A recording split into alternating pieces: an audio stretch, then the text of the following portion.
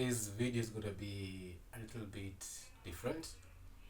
I'm going to do, I don't want to say a book review, but I want to talk about a book I read recently. So, the title of the book is Fahrenheit 451. I'm pretty sure if you have clicked this video, you might have heard of it. And so, spoiler warning. If you haven't read this book, please don't go on with the video. Read the book first. You're going to love it. Trust me. And yeah, so today I want to talk about a book called Fahrenheit 451 by the man called Bradbury. Yeah, the book was written in the year 1953, I believe. And once more, this won't be a book review. It will be more about the events or the story or the themes that Ray was trying to tell in the book, and how I believe relate to the kind of life we live today. And so this book was written in the year 1953. I'm doing this video in the year 2026, yet I really feel like that book is like, to some extent, a look into the future. Like, it's like he came from the future, then wrote the book.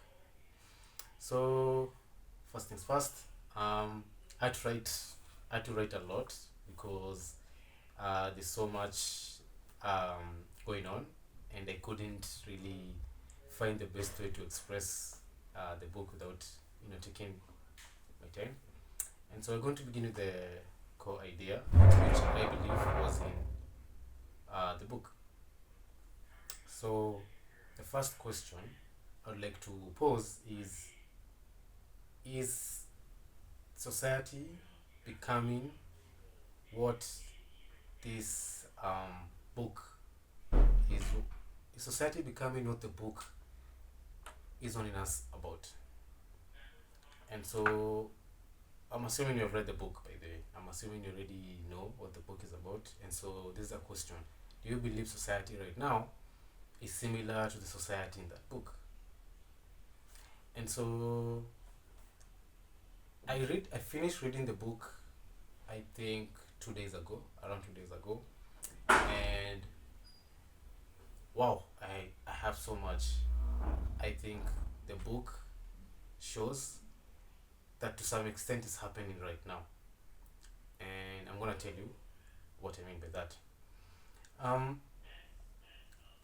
Has there been those days when you could be working, or maybe you're somewhere just chilling, just relaxed, and you decide to pick your phone, and then 2, 3, 4 hours later, or 2, 3, 4 hours pass by while you are on your phone, and you didn't really realize how quickly that time just passed by. And this is not just a phone.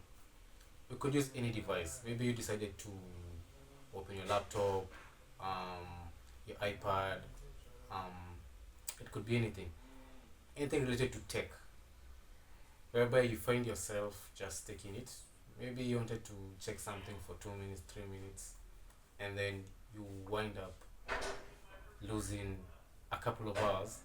And when you look back, you didn't really realize that time was moving so quickly. And so, yeah, I believe every one of us, to some extent, has ever had such an experience, especially nowadays. And honestly, it really sounds similar to what happens in the story told in this book. And so, okay, initially, I had heard about Fahrenheit 451 before, from various places. I'm a big fan of books. I'm a big reader, and a book similar to it is actually called 1984. It's a book I've read before, and naturally the next book would have been this one, but I never really found that time. I never found myself reading the book, and I never knew why.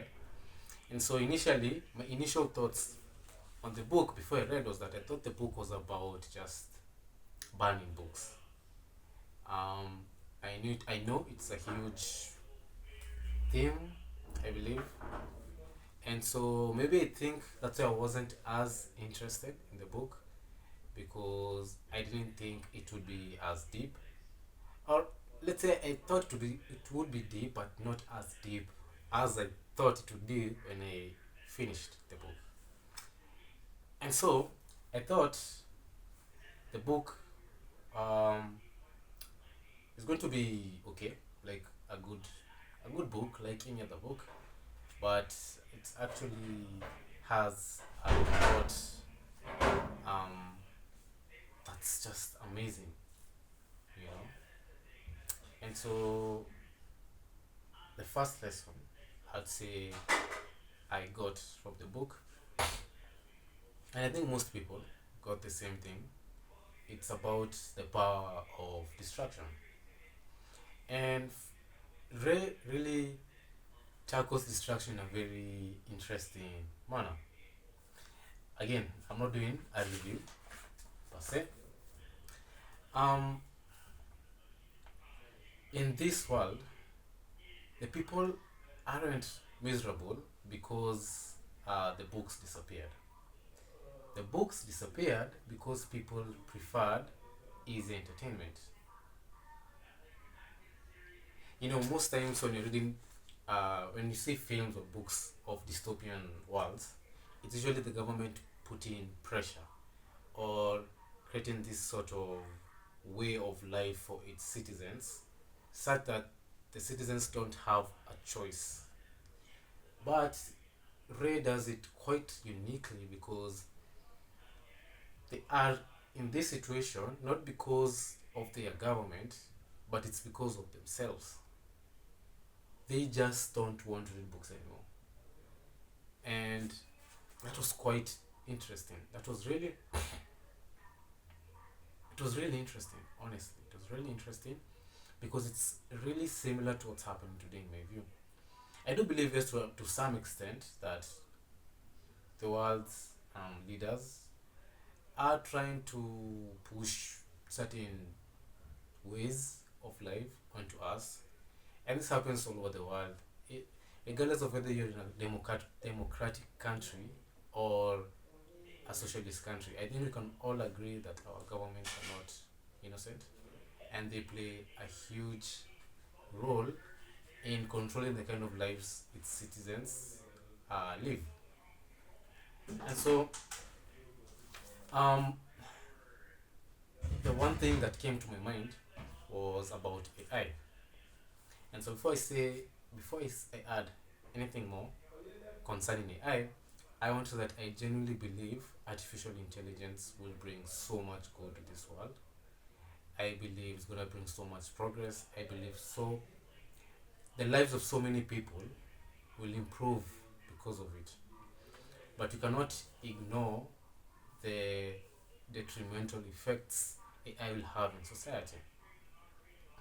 And so first things first, nowadays, if we're honest with ourselves, whenever we are encountering problems or things going on whereby we need help, if you really think about it, with AI coming along, we don't really have to stress much about most of our problems, be it minor or major. If I have a question on something, I just ask AI. If I have something troubling me, I ask AI. It's so bad that nowadays, if people even having troubles in their relationships, we don't go to other people, we go to artificial intelligence. And we have I have seen, and this is an extreme case of people falling in love with their their film their partner AI, for lack of a better word. And AI is incredibly powerful, and I can argue I'd rather a life where AI can help solve problems much faster and easier and quicker compared to a life without. I, I can see AI, like, let's say during the industrial revolution. I'm pretty sure there's so many people who are saying, there'll be loss of jobs, there'll be loss of this and that. But the industrial revolution brought so much good to this world. Food was able to be found in abundance. There are new products that were able to be developed.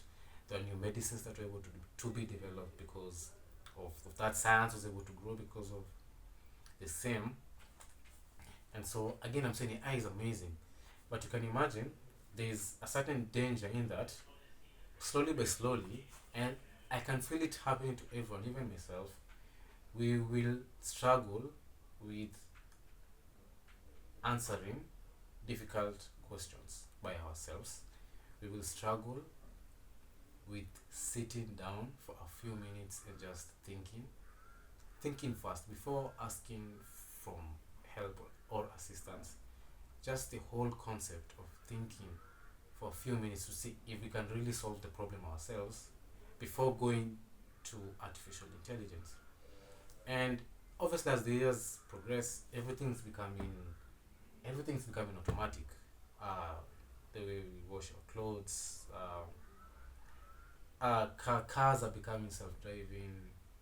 Um, there are these whole new concepts of, though not fully out yet right now as I'm making this video. In the next few years, there'll probably be robots that help people at home, and so on and so forth. And so, slowly by slowly, most of the tasks we normally do by ourselves, we will just give the robots with their complex systems.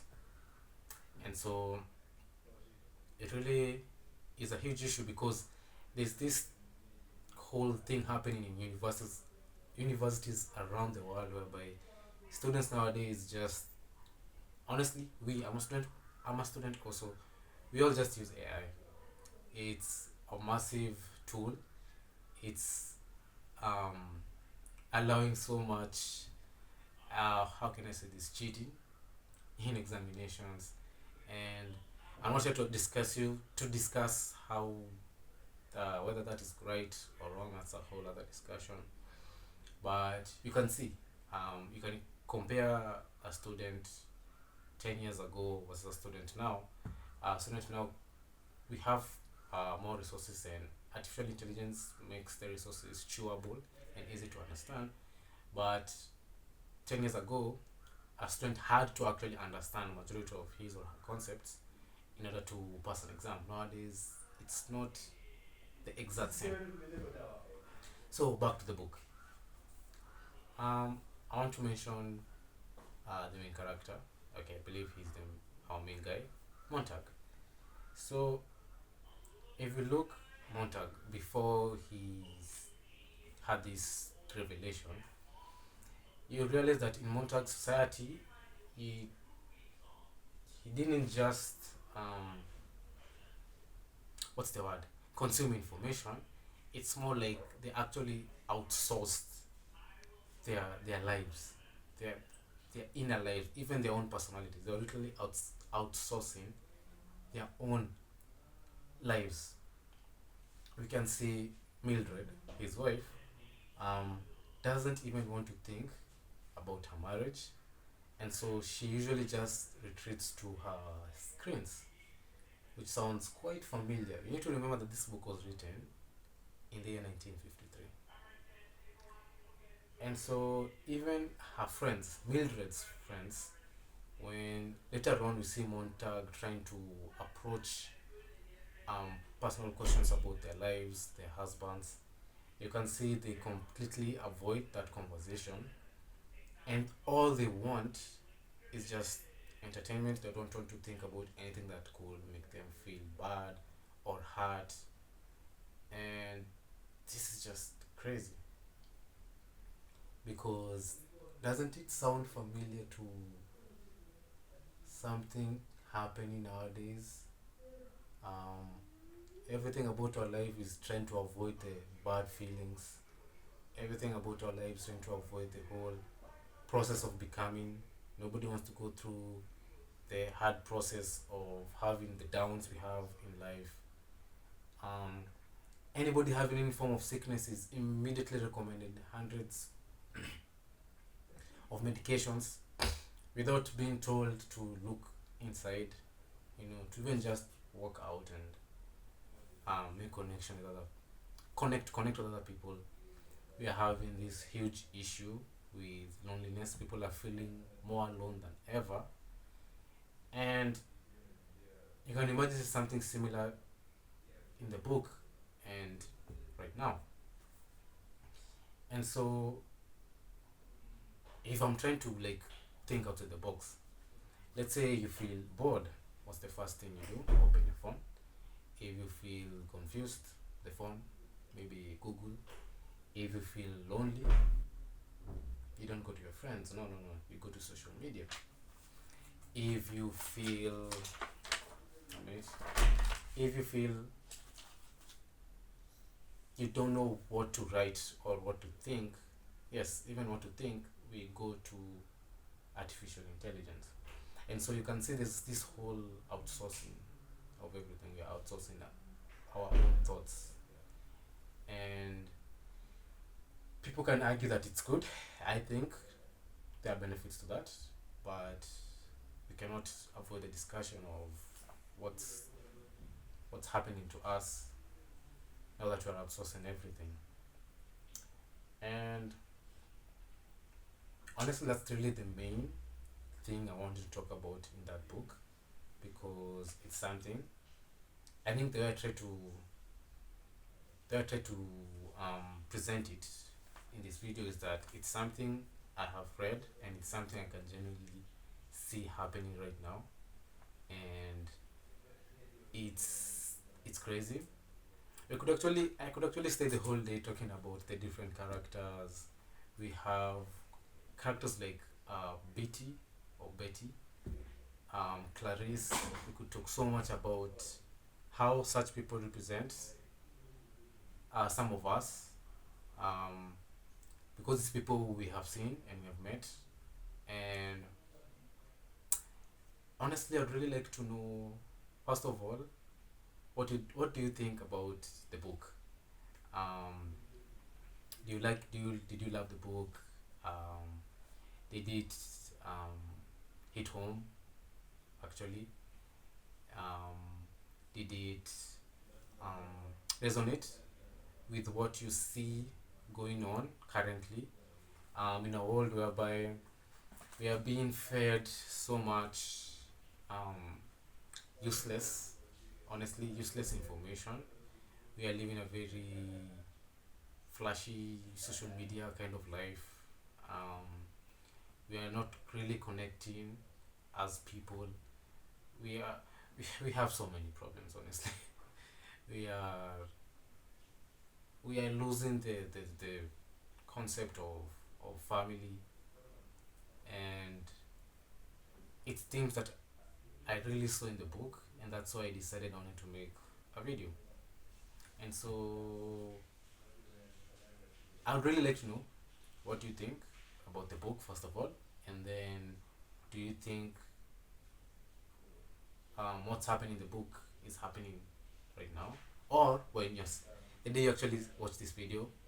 And yeah, however, before I conclude, I do want to say that the book had an amazing thing it said at the end, which is actually really, really true about us as human beings. Um, First of all, I'll definitely be reading this book again. And at the end, the book talks about,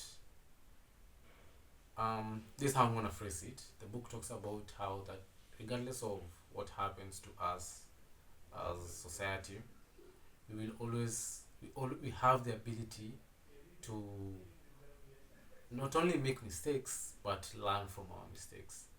And regardless of what happens, we will always use our previous failures or setbacks to make our lives better. Because even right now, I can't say that we're in a dystopian world. That would be a lie. I think there's so much good happening. I actually like to focus on the good that's happening in the world right now, because people really tend to focus on the negative too much.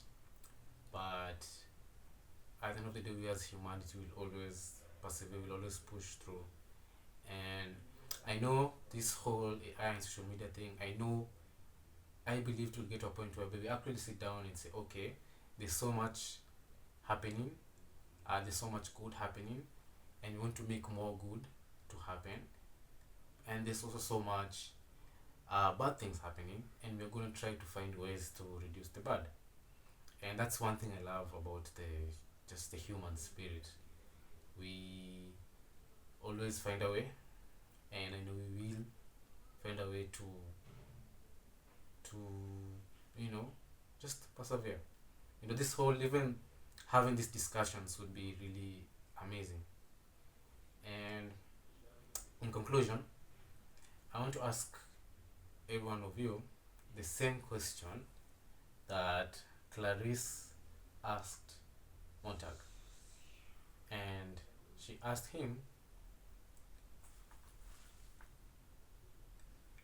are you actually